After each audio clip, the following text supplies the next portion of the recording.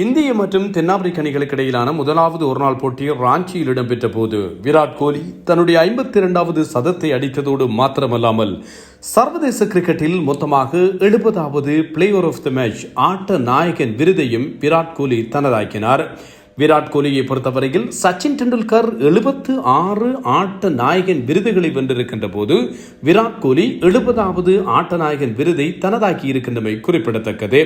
44 ஒருநாள் போட்டிகளில் 16 2020 போட்டிகளில் 10 டெஸ்ட் போட்டிகளில் வென்று 70 பிளேயர் ஆஃப் த மேட்ச் விருதுகளை விராட் கோலி வென்றிருக்கிறார்.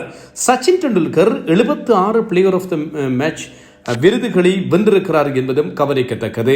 சச்சினை விடவும் 6 பிளேயர் ஆஃப் த மேட்ச் விருதுகள் தான் விராட் கோலிக்கு குறைவாக இருக்கிறது. ஆனாலும் மொத்தம் 100 போட்டிகள் விராட் கோலிக்கு 110 போட்டிகள் குறைவாக இருக்கிறது என்பதும் கவனிக்கத்தக்கது.